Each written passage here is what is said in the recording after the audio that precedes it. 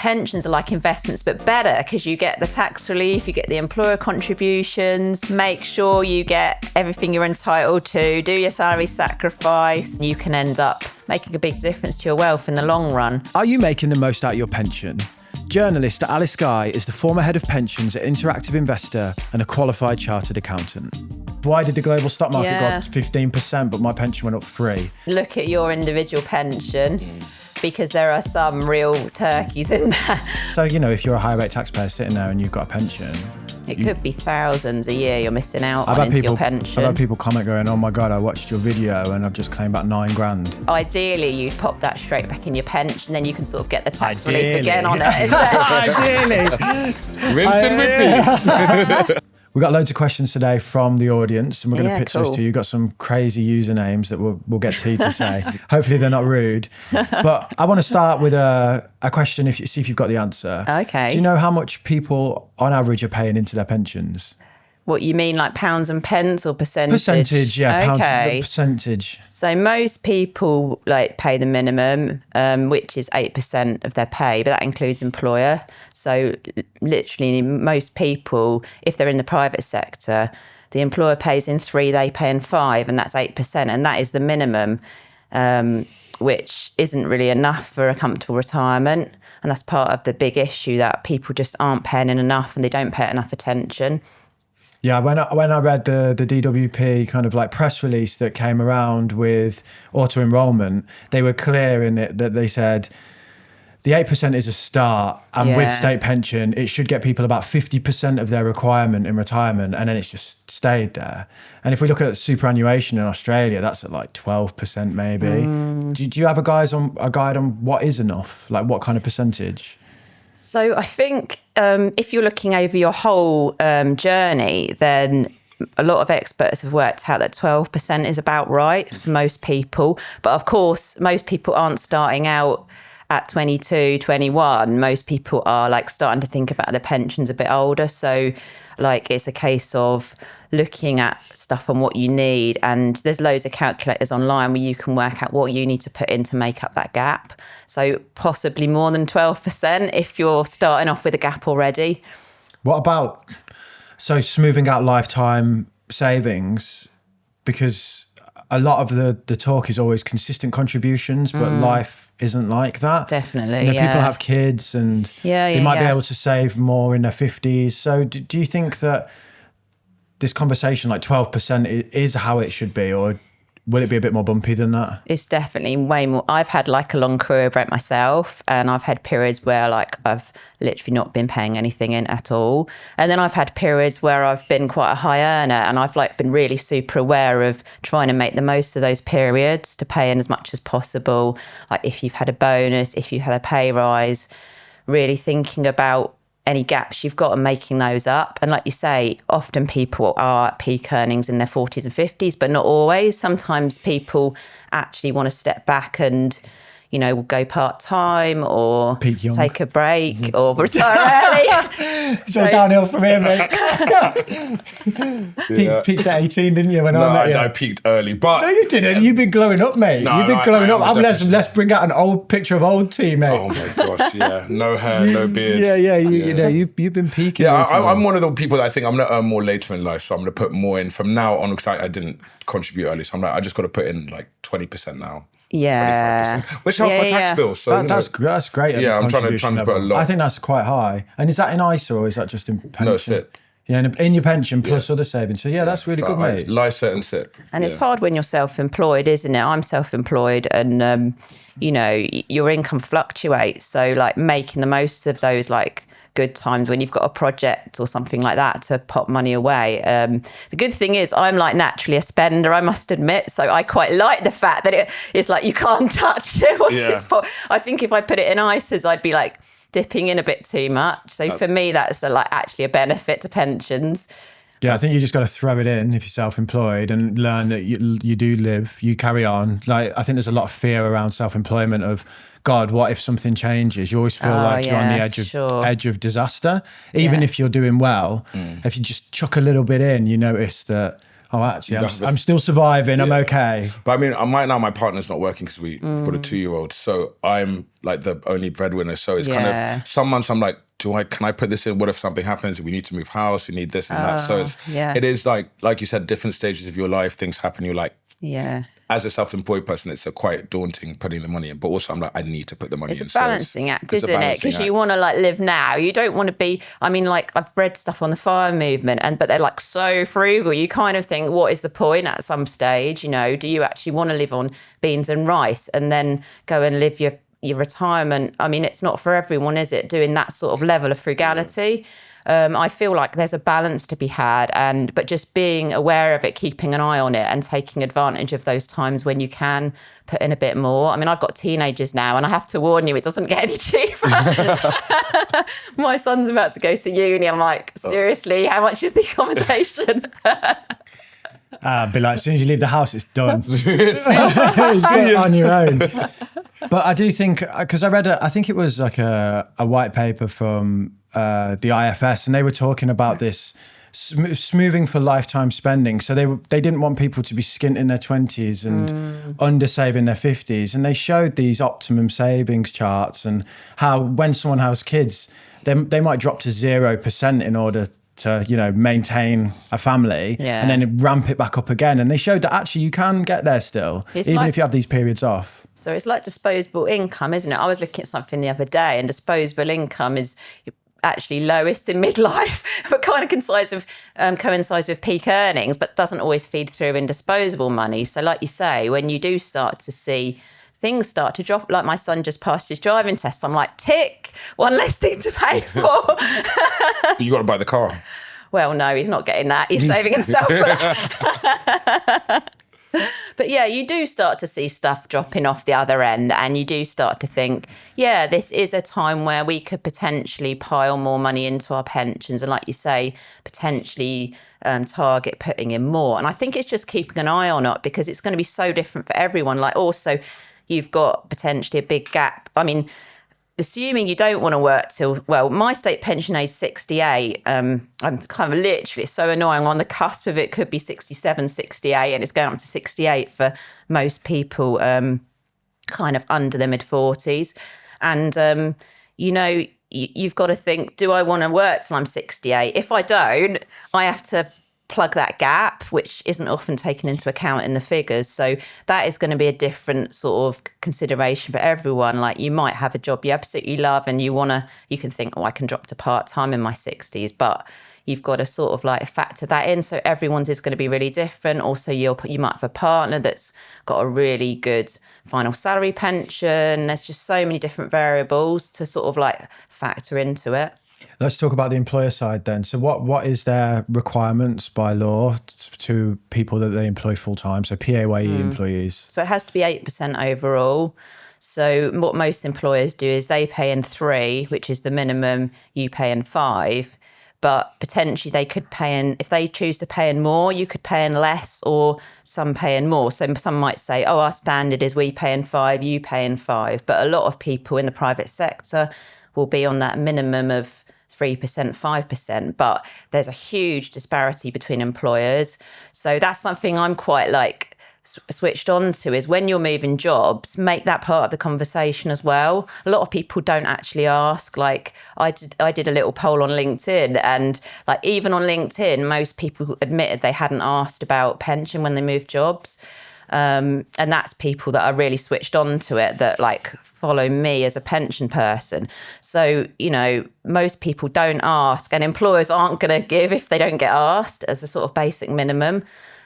Some employers pay in like up to 10, 15%. It really, really varies. So just bear that in mind when you're looking at jobs, to take that into account as a key part of your pay package. It's a real benefit as well. It's like your money, definitely. So it should be it could be the decider between one job or another, right? Yeah. Is it on total earnings? Yeah.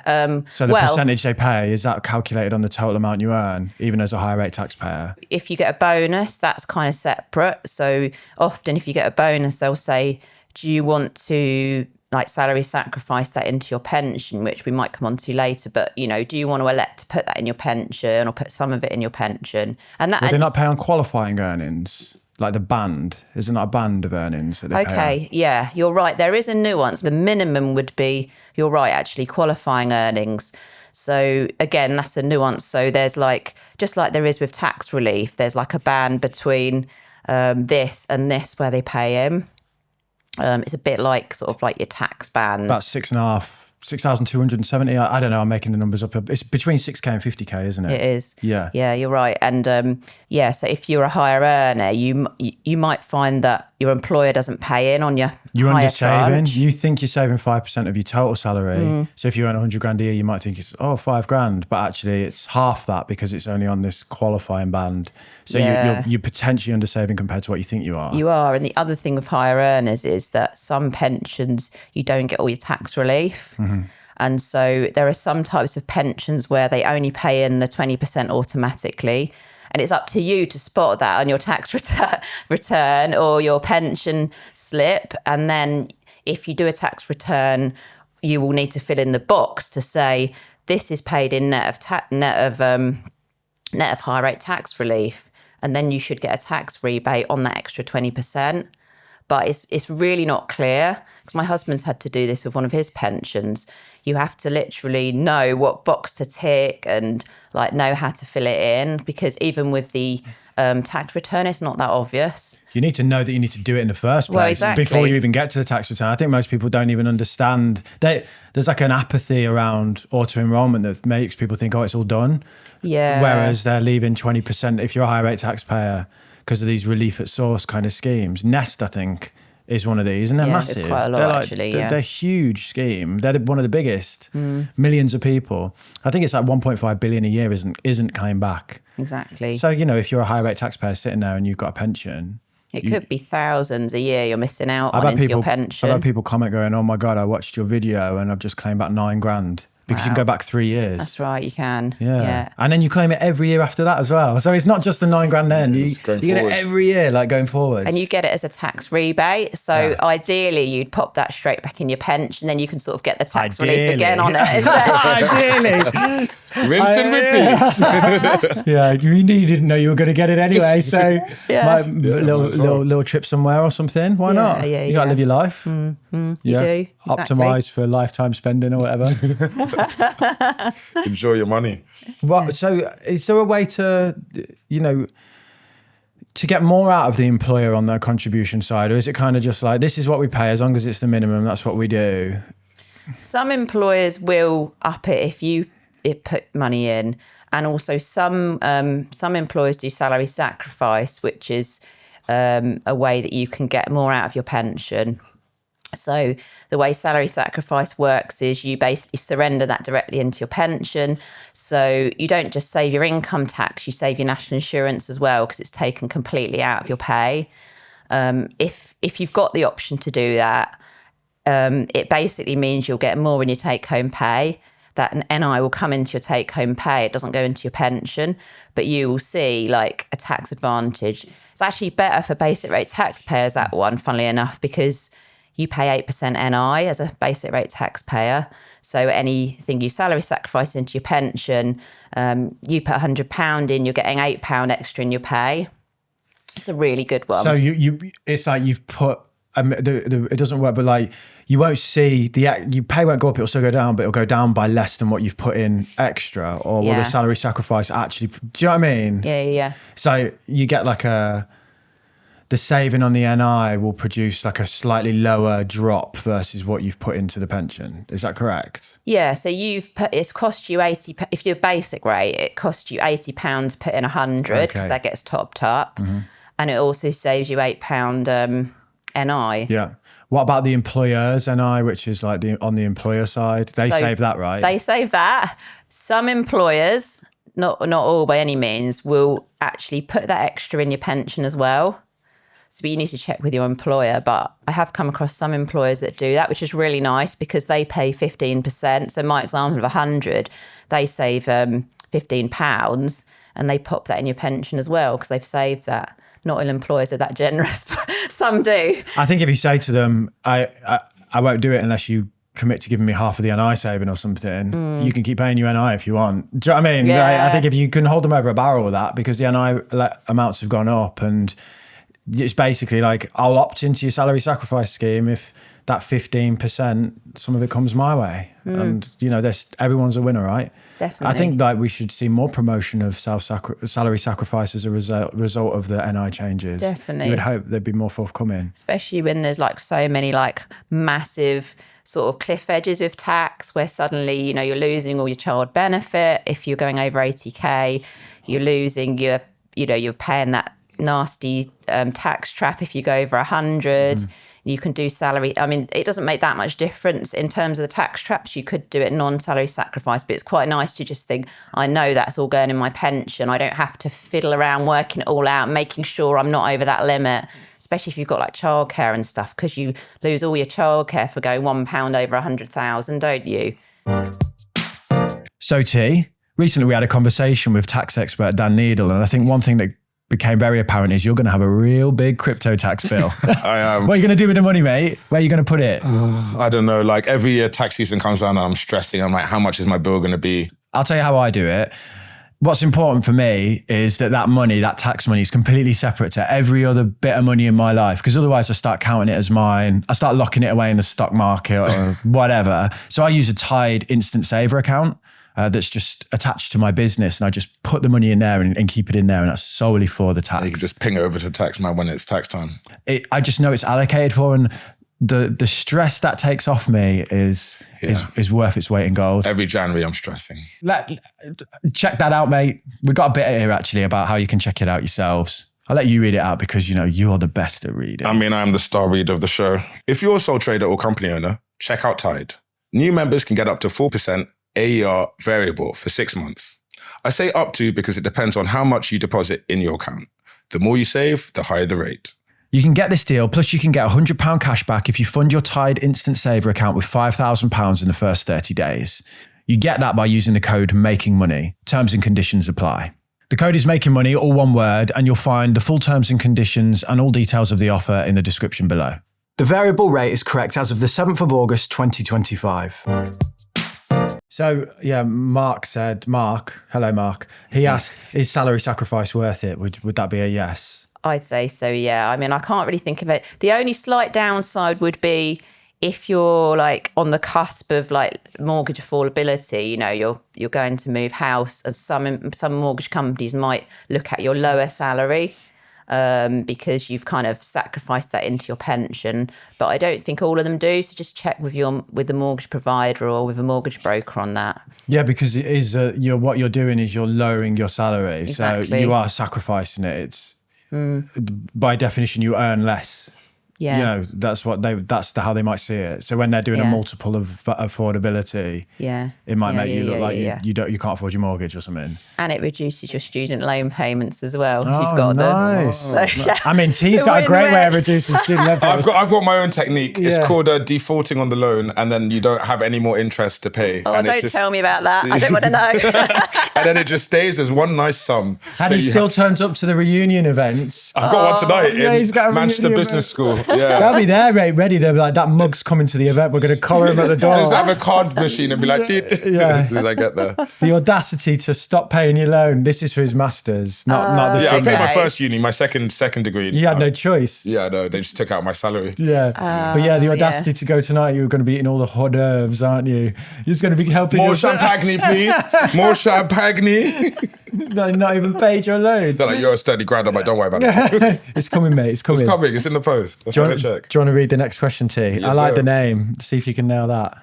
Why do you always give me the hard things to read? It's a lot of rhythm, man. A lot of rhythm. There's a lot of rhythm, man. A lot of rhythm, man says, what is the best and most effective way to claim the additional higher rate tax relief? Okay. So salary sacrifice, because it's all automatic then. You don't even have to do it for your tax return or anything. You'll definitely know it. You've got it. Otherwise, I mean, it really depends. It depends if you end up doing tax return, you can do it through that. But if you don't want to wait, because a tax return's like waiting for ages, isn't it, after the end of tax year, you could just write to HMRC and say, I paid this much through this type of pension scheme, and I think I'm owed a tax rebate. And usually you'll get that, you know, they sometimes even send a check out. Or just write them a letter. Yeah. Yeah, send him an email, write him a letter, give him a call as well. If you want to sit on the phone. If you want to sit on the phone for 6 hours listening to that music, that song, I know it, man. I know it. No. I go to sleep and I just hear it. Dude, it's weird. I can't remember it I don't now. know what instruments they use, but it's very annoying song. It's just the fact that it repeats like 8 bars over and over. It's like a form of torture. Yeah. I looked it up under like the Geneva Convention or whatever, what music torture was. And I'm like, I'm pretty sure this fits. It's just like this repetitive 8 bars of music. Yeah. And then it clicks at the end and then it starts again. You're like, every time you're like, no. did someone answer? No, it's a song again. Yeah. Oh dear, no, yeah. So like, and you won't get like interest on it or anything, so you might as well claim it as soon as possible. Yeah, and they also cut the phone line at an hour and 10 do minutes. they? Yeah, Hey, what? if you get to an hour and 10 minutes, just cut you off. Like, thanks for your time. Yeah, Have but a they good don't. day. They say like those people hung up, but they hang up on you. Cheeky. Yeah, just like 50% of all calls in a certain period, they just disconnect, and then you get through to someone and they just shout at you. Dude, they're telling me, you need to sell your investments to pay this tax bill. I'm like, Really? Yeah. Well, it wasn't even big. It was like 1,000. Why are you talking to them about your investments? No, I didn't. They said, do you have know. money for this? I'm like, yeah, I can pay it in a couple of months. I'll pay it like half this month, half next month. They're like, do you have any assets? I'm like, yeah. They're like, which assets? And I was like, That's a mistake. What a mistake! And they were mate. like, well, if you don't pay by this date, you're going to have to sell your assets. I'm like, you make me. But yeah, they were, pretty sure they probably could. Yeah, I know they probably could, but yeah, I just paid it. Never admit to what's in the I didn't bag, know. mate. I mean, obviously, I downplayed it. Oh yeah, I've got loads of money, mate, because I don't pay my tax. It's like, what are you on? Oh, dear. I've got some money in my ISA. They're like, we'll have that. And I'm like, no, you won't. So, John asked, could you explain the carry forward rules for putting more money into your pension? Carry forward rules. So is you talking about the 60k thing? I think it's like bringing Yeah. in, because it's confusing because I've talked about carry forward on the claim about the tax relief, but I think he Yeah. means like borrowing from previous years or taking from Yeah. previous years to pay more into pension. Yeah, so you've basically got a 60k limit, what you can pay in any tax year. It's either the lower of 60k or what you earn. So if you earn like 50k, you can't put in 60k in that tax year. But if you haven't used your limit, you can like pull forward, or I can never remember which way round it is, but you can basically use unused limits from previous years. So if you suddenly think, and say you, I don't know, came into some money or something, and you're actually quite a high earner. Say you're earning more than 60k, and you've realised you've not used that up. You could potentially put extra into your pension for those previous But years. you still couldn't.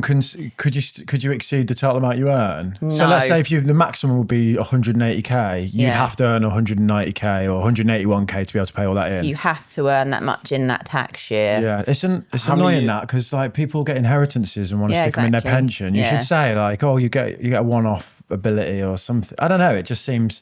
How many years back can you go?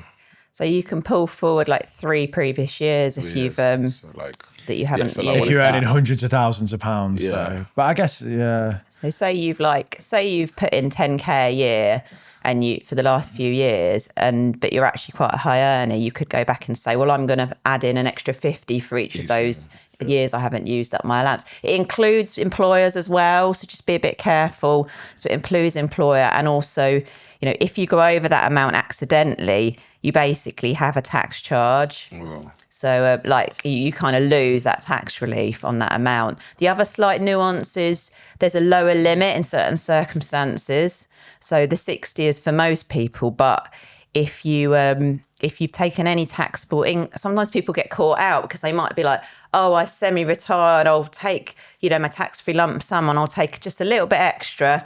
And then once you've dipped into and taken any taxable income, you trigger a lower allowance of 10k. The money purchase on your allowance. That's the one. Yeah. And so you just watch out for that if you're getting near retirement and you kind of you're thinking, oh, I might go consultant or something. Like if you have a year out and you take taxable income, you'll have a lower limit. Is that 10 grand at the minute? Yeah. So, and the danger. Quite small. Yeah. That's a maximum. That's a maximum you can put in. Including your employer. Pe- so you might yeah. even lose out on employer contributions potentially. If People you've got might into think that. it's not, but at that age as well, that's the time where you Yeah. probably want to be firing money into your pension. Yeah, and exactly. you hamper your ability to do it, it'd be a shame. You could be like, take a year out of 50, travel the world, dip into your pension, and then you're like, I've really messed up. Is that your limit forever? Like, yeah. 10 grand for the rest of your life. Paying each year. Yeah, that's a maximum. Yeah, that's a maximum. It used to be lower. It used to be lower than that. It used to be 4. Yeah. But that's really important to know that rule, because it's an absolute bummer if you trigger it accidentally. Is there no 30-day go back? Oh, I'm sorry. Just stick it back in the drawer. I don't. Where's this HMRC we're talking about? I haven't heard there's not as far as I know. Or just like a pop-up box that goes, "Are you sure?" Do you know what I mean? Surely your providers should be flagging it, but no, it's basically on you to know with tax quite often. Why there's so tricky, tax? I know. If you've got an accountant, they can do it for you. If they make the mistake, are you still stuck in that 10 grand? Yeah, at a time when you really want to be going ham on the pension contributions. I've had people in some of the communities I'm in say "Oh, I made that mistake and I'm kind of stuck." They tend to shift to ISAs and stuff, but they're not getting the tax relief benefits and. So actually, I said 50, didn't I? Reality, you can't take it out at 50, of course. 55's the limit, but that's going up to 57. But still, you could easily end up, dipping in and out of work in your late 50s and into your 60s, couldn't you? Yeah. Oh, yeah, well, that's the plan. I'm glad to be dipping in and out of work from next month. Chilling on cruise ships. Yeah. We've got another question from the audience too. What other things should our audience be concerned with when it comes to pension contributions? So for me, the biggest one is are you realistic about what you need? So like we've touched on already, the minimum contributions aren't enough for most people. Just be really aware of what you need, especially if you're targeting early retirement or going part-time or something like that. So the PLSA retirement living standards came out recently, and they reckon you need 300 to 500k to be targeting that, but that's to retire now. So, you've got to think, with inflation, and that's also retiring at the state pension age. So, half your income ish will be made up by the state pension. So, is that for a moderate living standard? That's moderate. So that's the middle one that they kind of say. And that's also assuming no housing costs. So no housing costs, you're retiring at state pension age, and, that's not taking any inflation into account. So, if you're retiring earlier, or you want to have a comfortable retirement rather than just a moderate one, or you're going to be renting, or, you potentially are in your 30s, 40s now, and you're looking, how much am I going to need by retirement? Probably... it's depressing, but more than that. Couple of mil. 10 mil should be fine. No, I think for most people, you've got, hopefully, you've got time on your side, chuck in as much as you can, and you can do a mixture, hopefully. So for me personally, I'm thinking sort of wind down in my 60s, but I probably won't be able to say, right, that's it, no more work, draw my pension, because I'll potentially have 8 years to cover with no state pension. Although the state pension's not amazing, if you're in a couple, that's 24 grand, and it's linked to inflation, and it's guaranteed, well, arguably, but it's guaranteed, as opposed to inflation dependent. So for most of us, even high earners, that is quite a big chunk of your retirement income, and is also gives you that backstop. How do people deal with the uncertainty around state pension that are younger though? Because to me, it feels like it's probably it's not sustainable in the current format. We can't keep indexing it. The triple lock seems more a political vote winner than it does a sensible policy for a sustainable state pension. Means testing, I worry about this, or just the age getting ratcheted up over and over and over. How can someone in their 30s or below sit here and plan around the state pension being meaningful for them? So I think this comes back to just, I think we are going to be increasingly reliant on what we're saving ourselves, not just if the state pension is uncertain, but this big gap people are going to have. As you say, state pension age is going up. It's 68 for if you're under 50, well, I'm how old am I? 46. So really my age here. But if you're my age or younger, your state pension age is 68 already. Denmark, they've just put it up to 70. Is it going to go up more? Possibly. There's a limit, I think, personally. I'm not, I haven't got a crystal ball or anything, but, people aren't necessarily able to be, doing physical jobs into their 70s. But yeah, I mean, the more you've saved, the more you're aware of it, the more you're investing, you've got time on your side, hopefully, to build that up and to, be reliant. I mean, I guess another rule of thumb is people talk about drawing 4% income. So if you think, and this is very rough, but, you think of that and you think, what sort of pot do I need? I mean, that only really works if you've got a really decent sized pot, because that's drawing the income. Obviously, a lot of people are going to have to draw capital as well.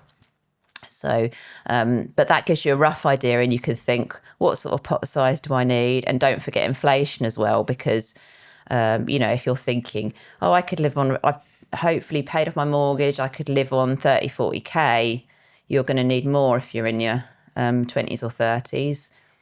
Yeah. People might spend less, or it's hard to kind of know, really, isn't it? So hard to know. Like where you're going to be when you're 60 or 70. Yeah, exactly. And I mean, on the plus side, you can actually, I've looked at stuff on this a lot, and people, even people who don't have much money in retirement, often say they're happier than ever. So it really is a case of money isn't everything. And, hopefully if you've covered your basic needs, you're still going to have a really nice time in retirement. You haven't got some of those big financial commitments anymore if you've got on the housing ladder, that is, because that's another big issue. If you're going to be renting in retirement, you need more. So huge issue, especially property prices in London right now.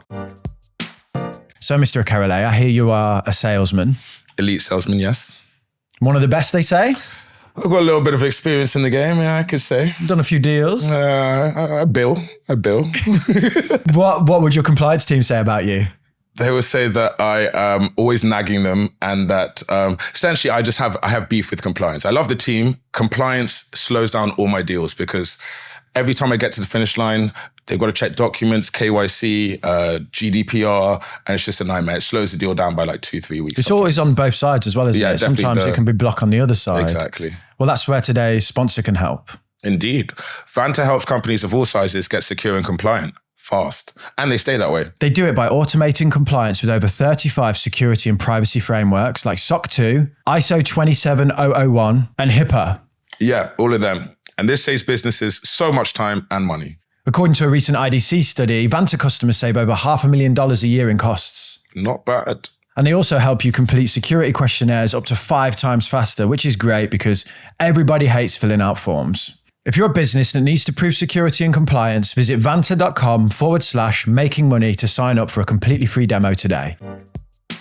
I think about the things that I do though in my leisure time, and I go for a walk, go down the beach. That's free. There is a lot of stuff that I do that's actually pretty cheap. Really fun. Most of the costs I incur are around work. Yeah.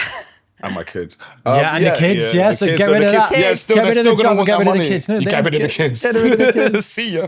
But also when you're retired, you're on holiday every day. And I mean, when I'm not working, I spend way more than I do when I'm working, because I'm just like, I'll just go get some food here. You've got time to get the OAP fish and chips and, the National Trust they do OAP cheese fish scone. and chips? Oh, yeah, they do National around Trust us. cheese scones. Exactly. Sounds all right. You get your lifetime membership, and then that's your weekly treat. Cheese scones.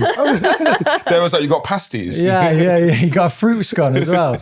Got a balanced meal then. Yeah. Then what else do you get? Do you get Nando's discount, or is that just nurses and stuff? And because we don't have no, we do have a Nando's. I don't know. Everywhere has a Nando's. Yeah, that's true.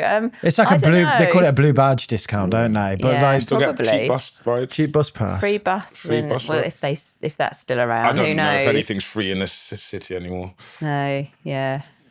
Well, I didn't know that you could get cheese scones. I know, that's a win. That is a win.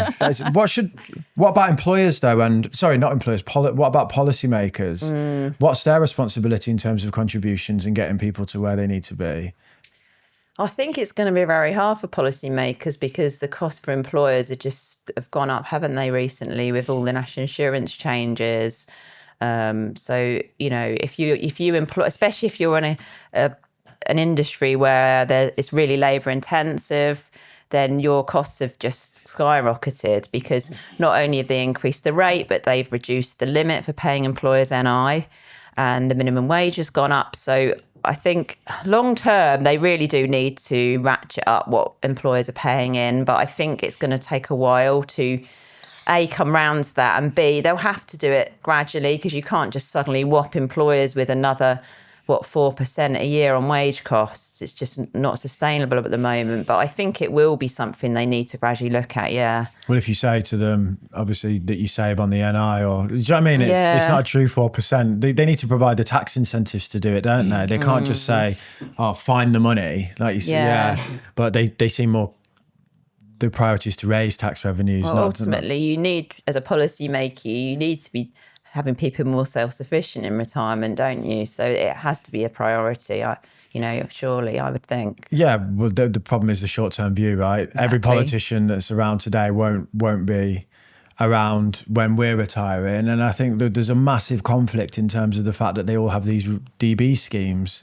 I would love to see politicians be on DC schemes and see what changes they would make to the system then.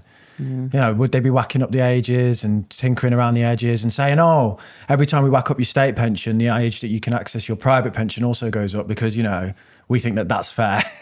Whereas with their DB schemes, like what's going on there? I think there's a huge mindset shift that needs to happen. I mean, stuff like you guys talking loads about investing, we still don't really have an investing mindset in this country. No. I think if you talk to the average person on the street about pensions, they just still think about you pay in, you get, you build up your entitlement. They don't really think of it in terms of an investment pot that you're then having to manage yourself and having to potentially make quite complex decisions. And then how do you possibly know at retirement how long you're going to live for? I mean, we're just talking about accumulation at the moment, but when you get to retirement, you've then got to manage that pot for you don't know how long. Potentially 40 years, potentially as long as you've been working, which is a crazy thing to think about. I think a lot of people think about with pensions, you think about Robert Maxwell and these kind of things as well. I get a lot of, is it Robert Maxwell that they're a scam. Yeah. They get raided. I don't trust them. They see them as a tax. Yeah. They don't see it as theirs. They see it as like that's that annoying thing I have to pay. Yeah.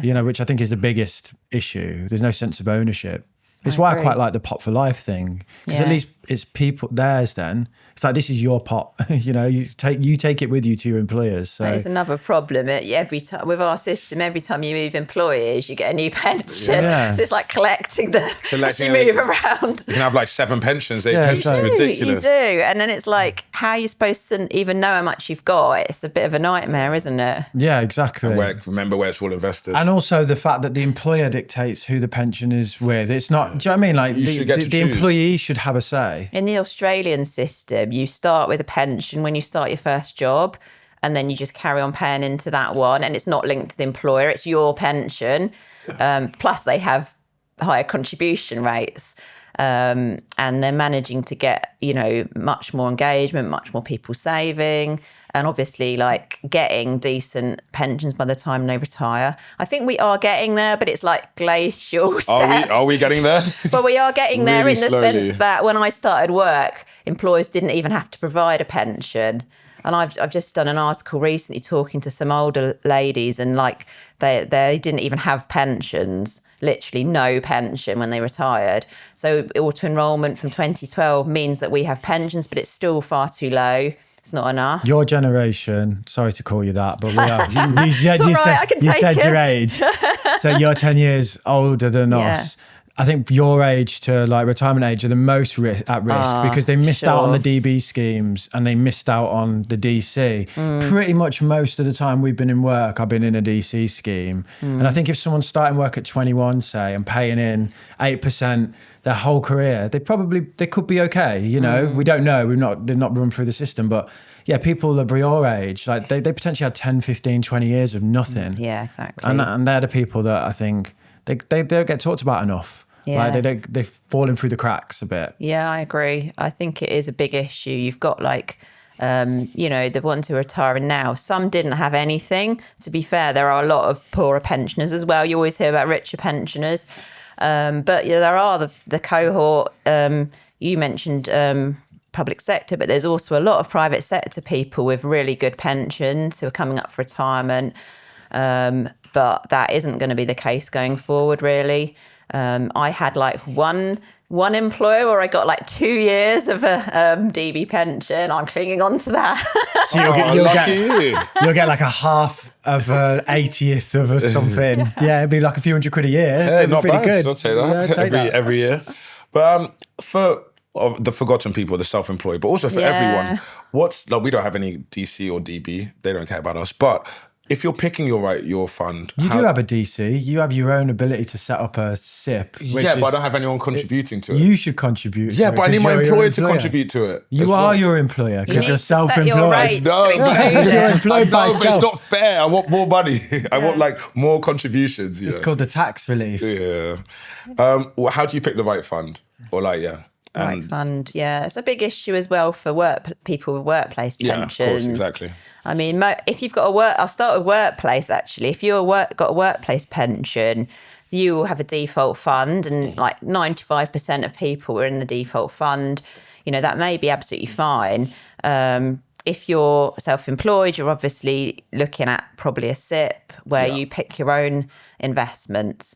And most SIP providers will have like suggested sort of easy pick funds that you can choose from them, that if you don't want to get stuck in the weeds of the 4,000 different funds to pick from.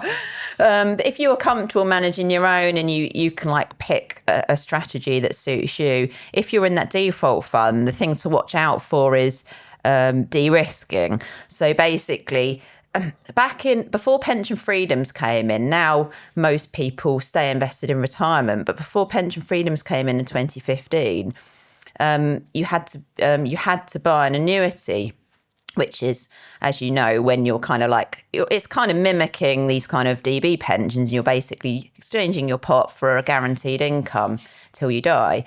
So what happened was these pensions were set up so that by the time you bought your annuity, you basically had more or less cash. But the problem is now people tend to stay invested. So say you start your employer, you're happily working along, blah, blah, blah. And you've said, right, you filled in some form on your first day saying you're going to retire at 62 and you just randomly picked it, didn't you? Let's be fair.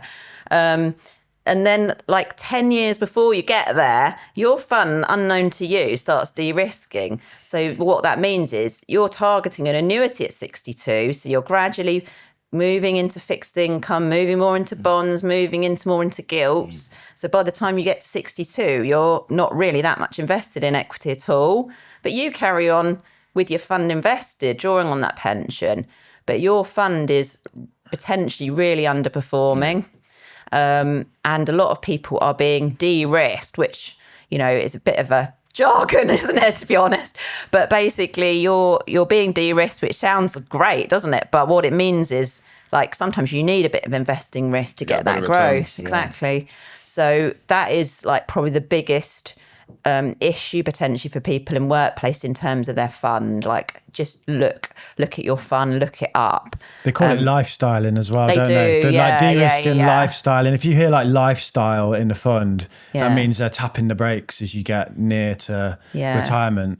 You get it at the start as well in some. The foundation period is what Nest call it. 5 years of basically low equity because their logic is people might get scared and stop contributing to an auto-enrollment scheme that they can't leave. I think they're worried that you look and go, whoops, my pension's gone down. I need to get a new provider. But we know that 90% of people through auto-enrollment don't opt out. They never even look at it. But then the biggest pension providers going, we're worried if the performance is bad, that they're going to leave the scheme, even though we know that most never leave the scheme. It seems like a stupid decision. We talked to the head of Nest Invest about it, actually. He sat there and we asked him why he did it. And he was like, we're not de-risking. And I was like, well, you are, aren't you? And if you're in your 20s, you've got, investment compounding is working in your favour and you've got, years and years for that You shouldn't to grow. be tapping the brakes at that point. You shouldn't be like heavy bond allocation. Exactly. And whereas, if you are thinking of getting an annuity, then it might be right for you.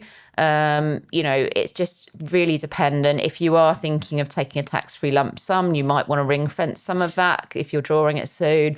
But in general, if you're planning to stay invested, then you're probably best off staying more invested and not being overly in bonds and gilts and things. It seems like the pension industry's antiquated or out of date with the modern way that people retire, and they seem to be preparing people for a system or an older way of thinking about drawdown and retirement income.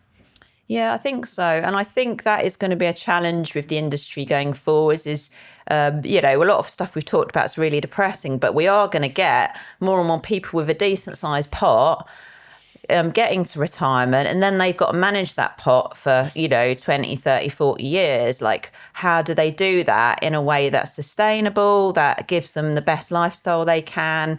That makes sure they don't run out of money. And I could probably say a lot on that. It's probably a whole nother podcast. But I think there are going to grow up more and more tools people can use to help them with that.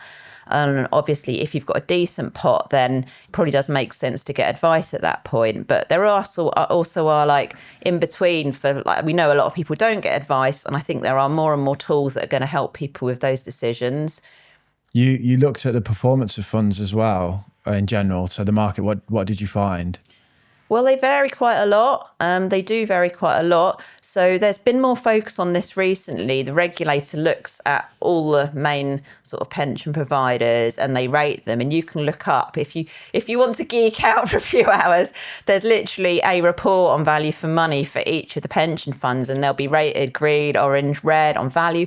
And I think a lot of the more modern pensions are roughly comparable in terms of performance, but unless they're de-risking too early, which we've already talked about. But some of these, there is a lot of variation between them, depending what provider you're with. I'm not going to get into the individual providers, but you could sometimes look and say, well, I don't actually want to be in their default fund because I don't want to be de-risking. Have they got a equivalent of sort of a tracker fund that I could switch to? Or a 100% equities fund or an 80% equities fund. Yeah, and they'll often have like quite a lot of choice, but you have to do a bit of digging. You have to dig around online and go, what sort of fund is that? It's not really that easy. You do have to do quite a lot of digging. I used to do all this years ago, probably why I got into being a pensions geek. But look them up on Trustnet or Morningstar and you can see, what's that fund performance been over 5 years compared to the benchmark? You get it on the fact sheets a lot of the time as well. You do. So if you just click, it opens up, and they'll normally have like a bar chart that says benchmark, and then us. And if they're way off, you're like, this is not great. You can see what that fund's benchmarking to. So if you decided you wanted a global tracker or something, you could like try and work out which of their funds is like most similar to it, say.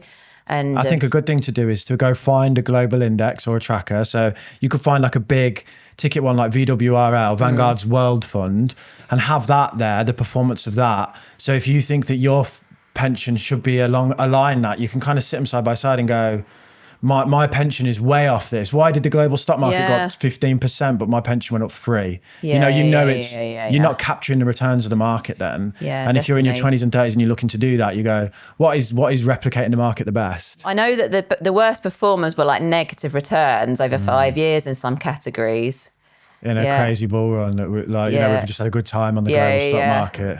So it can How are vary. they missing it? What are they doing? And some of the providers, when you dig through like their value for money report, it will say this particular legacy, because what happens is like they mopped up a lot of the smaller pension providers over the years, and they'll say, well, this legacy fund is really poorly performing. So if you've got a pension that, you've had for 15 years, 20 years or something, and you haven't paid it much attention, you could well be in one of these older funds that's really poorly performing, has quite high fees as well, potentially.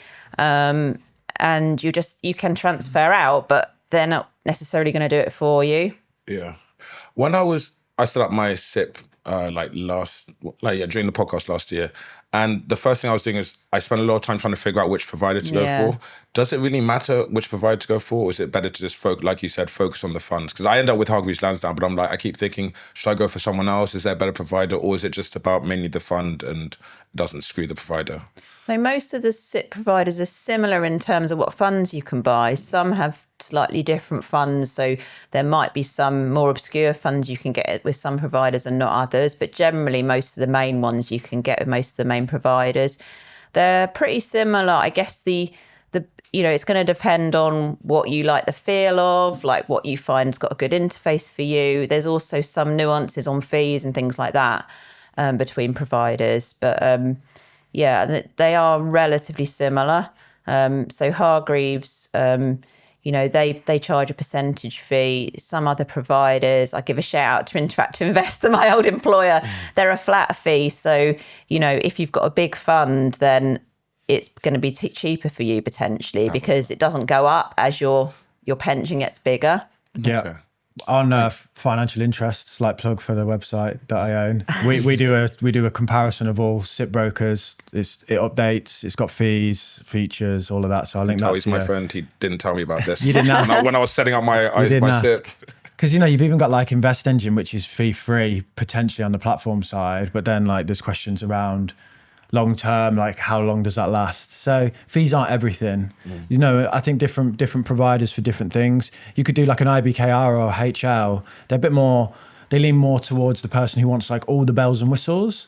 Or you could get like a Vanguard, which is only Vanguard funds, pretty stripped back. Do you want to deal shares inside of your SIP, or do you just want to buy funds? Do you want ETFs? Do you want, you kind of got to ask yourself a few questions before you can say who the best platform is. I think it's not like supermarkets where it's like you can get pretty much the same kind of food at all of them. They do offer different features, benefits. With the fund stuff, so we've got someone here that says like, should I stick with the DC default fund or change?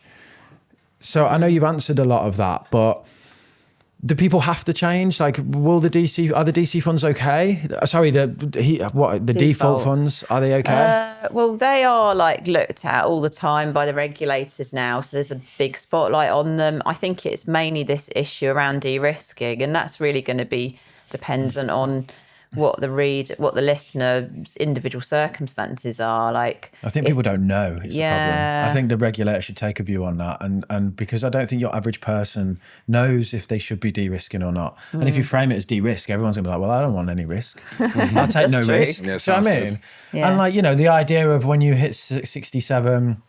Whatever, that you've got a big pot of cash and there you go. I think that fits most people's idea of what retirement is, whereas what they actually need to think about is no, imagine you're 20 at 67 and you're about to embark on a 40-year journey. What would you do? You would be invested because you need to maintain the pot, don't you? I don't know. I think the regulator, I think it's like, if we just go to everyone, it's up to you. People will just be like, well, I've only just realised I've got a pension. Like, yeah. The regulator should go like, stop de-risking everyone. What are you doing? Yeah. I think the regulator are always erring on the side of caution, aren't they? And that's, maybe that's part of the issue. But the biggest, like the mad thing is, by erring on the side of caution, you're going to bankrupt the country because no one's going to have a decent sized pension. So how about we caution against that? Do you know what I mean? Right? Because like we can sit here and go, oh, let's all pay more into our pensions, when really the biggest levers that we could do is get people decent returns and reduce their fees. If we do those two things, no one needs to pay anything more in. We stop people getting rinsed on fees and we get them a decent return. You make an extra 4% a year there, and you might compound that over 30 years. You double the size of the pot, treble it, and no one needed to pay anything more in. So, I would like to see the regulator tackle that. I'd be reluctant to say people shouldn't pay more in, or don't need to pay more in, because I think it's not the only answer, and I think that's where everyone tends to focus. And like everyone needs to pitch in, and the industry could reduce its fees. Superannuation is much cheaper, a couple of basis points. We're saying, oh, we'll only charge you 0.7. 0.7 in the modern world of indexes is high. Like you can get indexes at 0.2, you know, and I know they do other Yeah. stuff. They're buying their wind farms and all of this, but I think, to be fair to the workplace pensions, 0.7 is an outlier. I mean, look at your fees, because there are legacy funds where you're paying 0.75, which is the cap, or higher. But to be fair to the workplace pension funds, a lot of them are way lower than that. but even 0.2 of a billion is a shitload of cash. 0.2 of 30 billion, 100 billion. These things are going to be big, right? They're going to be like 100 billion by the time I retire, these default schemes. Yeah. Like Nest will have 100 billion in it. So 0.2 of that is like, what are they buying with all that? Whose fees they paying? Like, where does the amount? I don't know. It just seems like a lot of money. A couple $100 million a year to run it. It's healthy. I mean, like I said, the Nest guy sat there and goes, well, we've got to pay for all the payments. We've got to administer it all and we've got to do that. But, yeah. But like, when you say that people should, the government have to err on the side of caution. I didn't say they have to. I think they do. They That's do. their Yeah. The regulator is probably employed to be cautious, right? Exactly. But that reminds me of my partner, because she was like, about a year ago, she's like, I don't want to invest. I just want to have my money in my bank. It's safer that way. Then obviously she watches the podcast and she's like, inflation's eroding my money. So it's not actually safe in the bank. It's less safe if I need to invest because it's not safe for me to keep in the bank, so I'm losing money. So in the same way, we're in a cost of living crisis. Telling people you need to contribute more is I only can contribute more because I've got 2 jobs. But like, so it's not easy to say contribute more when you could just try and improve the returns, and then obviously contribute as much as you can. But if you improve the returns, it kind of helps in the long run, rather than just be like, get more money. And it's like, I'm barely paying my rent right now.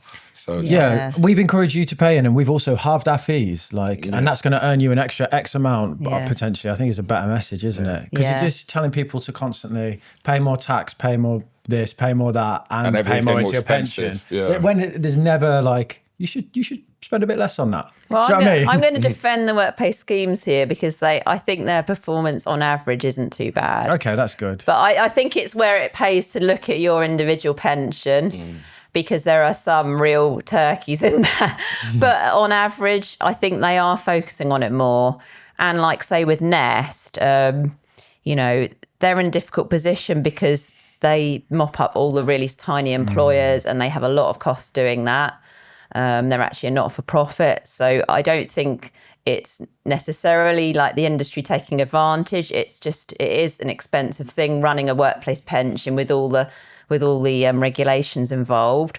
But in terms of you as an individual, like, I completely agree that for a lot of younger people, you really need to look and think, should I be de-risking? And maybe there's a wider conversation around like, is de-risking the right thing for the average person?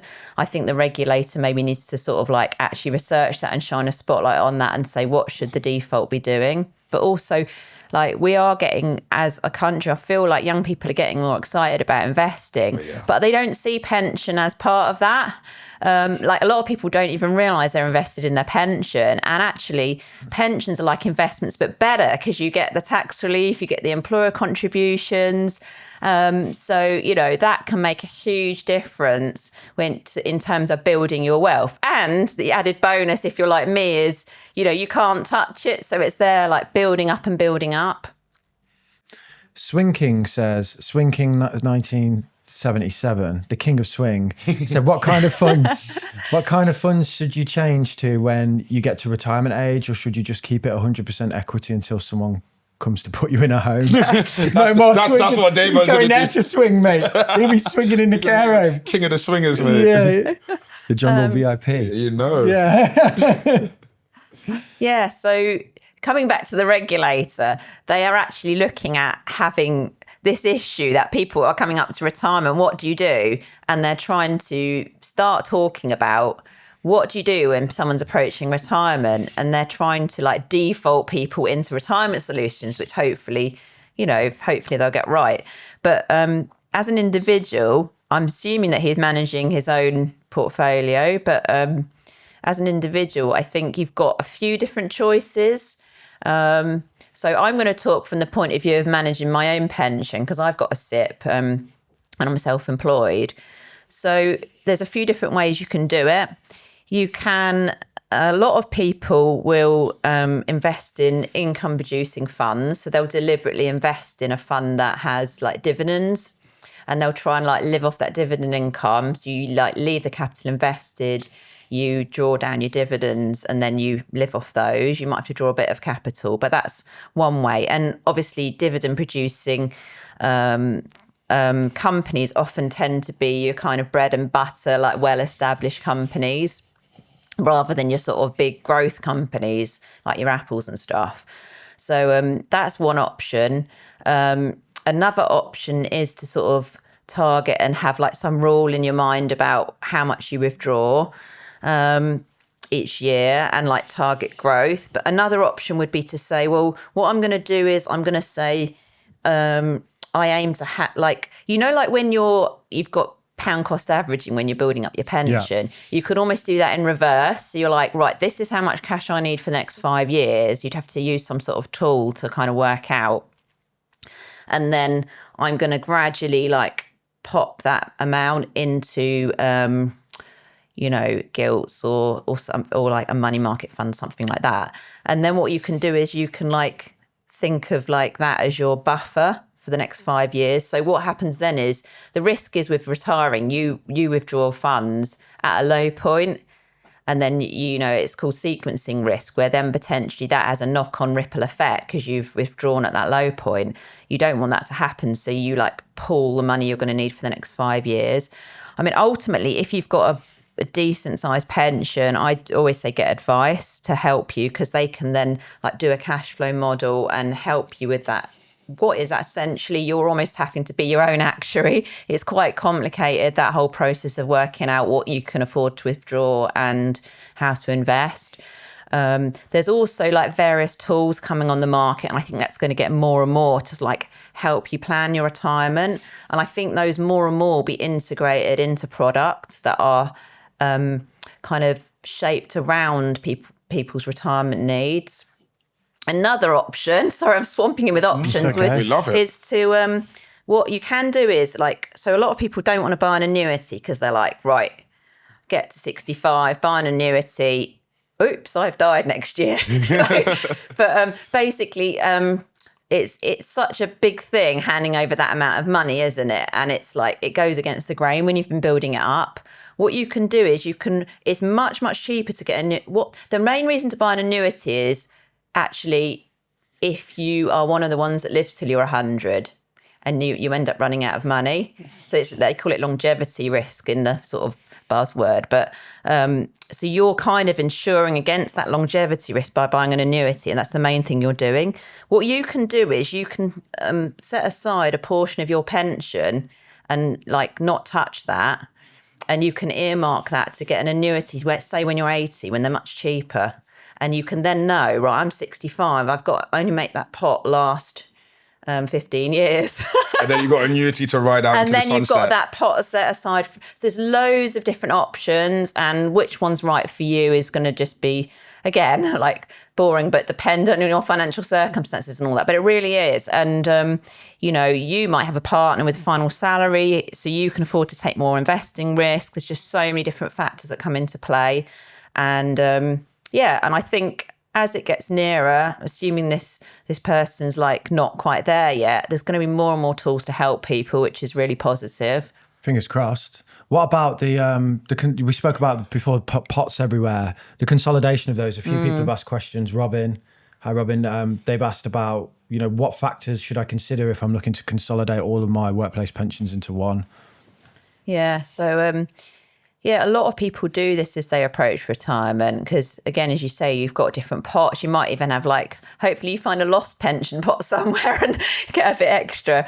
And it's just a bit of a nightmare making investment decisions with 6-7 different pots.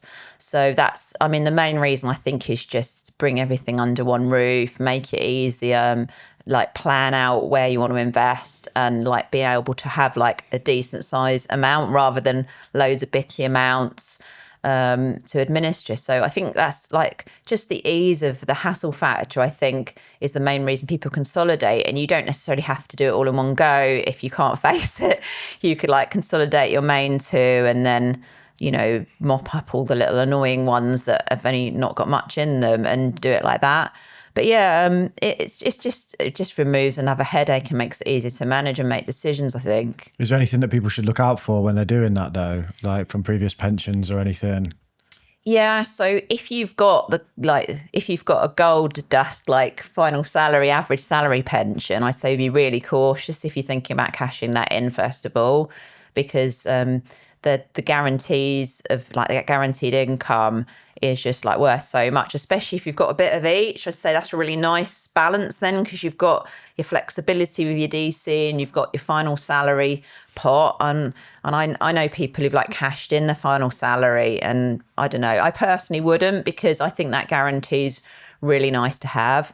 If you've got these legacy schemes that we mentioned, some of them have like hidden benefits, hidden guarantees. You might be paying more fees, but you might have some hidden benefits. Some of them have got like a guaranteed element to them. Some of them have got even sort of like a lower age, you can start drawing them and stuff like that. So just make sure that you're not losing out on anything valuable when you transfer.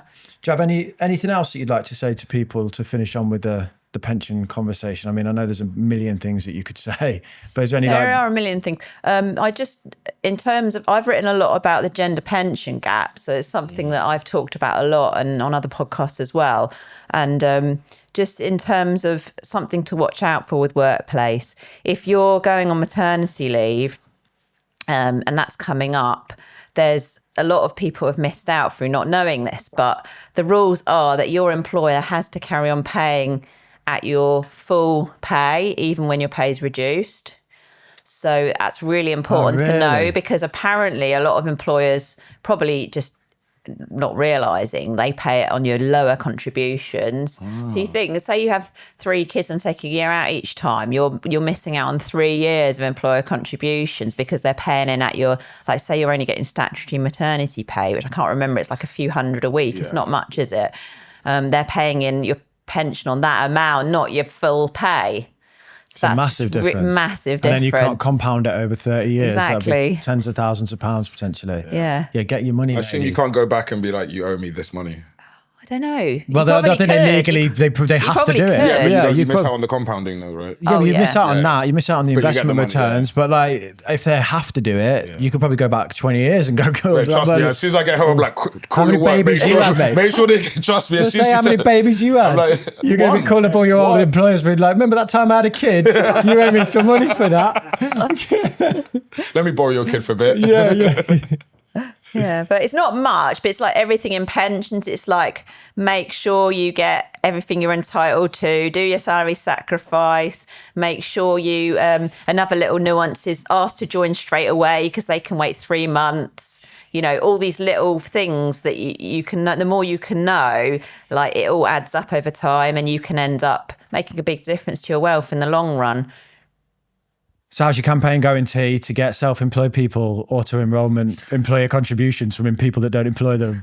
1 episode at a time, man. I'm just going to stand on my box. Brick by brick. And brick by brick and just What do we want? Contributions. Where do we want them from? We don't know. Anyone but me. Anyone but me. Your answer is just go get a job, mate. Yeah, well, get another job. Well, you're self-employed and you're saying that you want the employer contributions, but you don't want to pay them. So go get a job if you want that benefit. Look, I'm standing up for all the entrepreneurs, the like visionaries, the self-employed people, the creators. I'm not sure that you're self-employed either. Like, I'm just dipping out of both. You throw it around so loosely. I'm definitely self-employed. You're just some like illegitimate contractor, aren't you? But no, I love that episode. A lot of good tips for workplace pensions, little tips about maternity leave and pensions, all these things. It was really cool. Yeah, and we talked about analysing funds on pensions. We've put together a cheat sheet that goes over a lot of the different work-based schemes. You can sign up for that below and we'll just send it you in an email for free. It just looks at some of the major funds and gives you a little bit of an overview of what they do, if they do that lifestyling or, you know, de-risking thing, so that you can figure it out. Just a little bit of help. You can get it below.